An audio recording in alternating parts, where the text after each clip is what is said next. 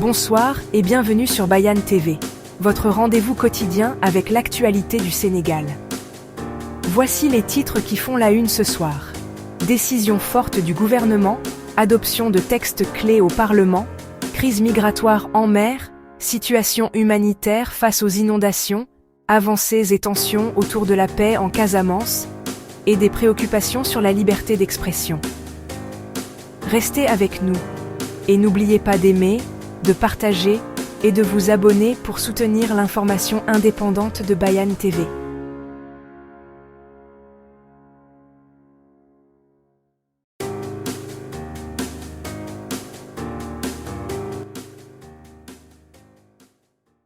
Le président de la République, Bassirou Diomaye Diakhar Faye, a présidé le Conseil des ministres du mercredi 17 septembre 2025. Le Premier ministre a présenté les grandes orientations et la feuille de route du nouveau gouvernement, axée sur la relance économique, l'attraction des investissements et la gouvernance. Le calendrier diplomatique a également été annoncé. Le chef de l'État se rendra à New York pour l'Assemblée générale des Nations unies du 21 au 26 septembre 2025. Lors de la plénière du 18 septembre 2025, l'Assemblée nationale a adopté plusieurs textes majeurs. La révision de la redevance sur l'utilisation du réseau des télécommunications publiques, RUTEL, la refonte du Code des investissements et des ajustements du Code général des impôts. Ces mesures visent à moderniser le cadre fiscal et à accroître les ressources intérieures, tout en rendant le pays plus attractif pour les investisseurs privés. Que signifieront ces textes pour les PME et pour le coût du mobile Internet ? Mercredi 16 septembre 2025, les autorités sénégalaises ont intercepté une pirogue transportant 112 migrants au large de Dakar. Les personnes étaient en route vers les îles Canaries, un trajet extrêmement dangereux, et ont été prises en charge par les Marines et les services d'identification. Cet épisode illustre la persistance de la migration irrégulière par la route atlantique, malgré les efforts régionaux pour la contenir.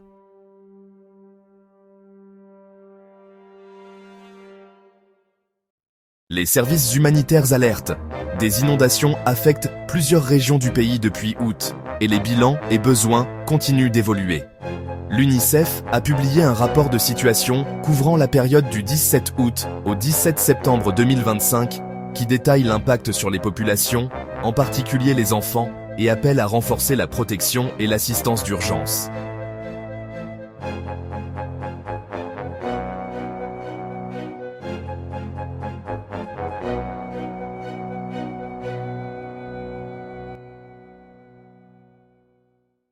Le processus de paix en Casamance continue d'avancer depuis les récents accords conclus avec des mouvements armés. Cependant, des voix locales et des analystes soulignent des défis. Dissensions au sein de certaines milices, questions sur la mise en œuvre effective des accords et le besoin d'un suivi socio-économique durable dans la région. Le dossier reste prioritaire pour le gouvernement et les partenaires régionaux.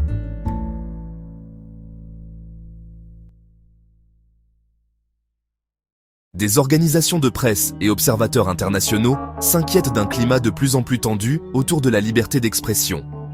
Des cas récents impliquant des journalistes et des chroniqueurs ont provoqué des réactions nationales et internationales, qui appellent au respect des droits fondamentaux tout en invitant les autorités à garantir la sécurité sanitaire du débat public.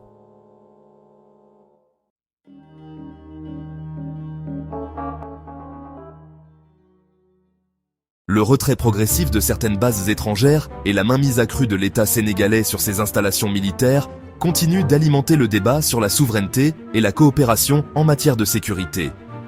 Ces évolutions s'inscrivent dans un contexte régional de redéfinition des partenariats militaires en Afrique de l'Ouest. Pour résumer, un gouvernement très actif, des réformes importantes votées au Parlement, des défis humanitaires et migratoires qui persistent, des pas vers la paix en Casamance mais des tensions à surveiller et des inquiétudes sur l'espace public.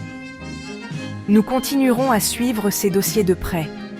Si vous avez trouvé ce bulletin utile, aimez, likez, partagez et abonnez-vous à Bayane TV, cela nous aide à atteindre des millions d'auditeurs à travers le monde et à maintenir une information vérifiée et indépendante.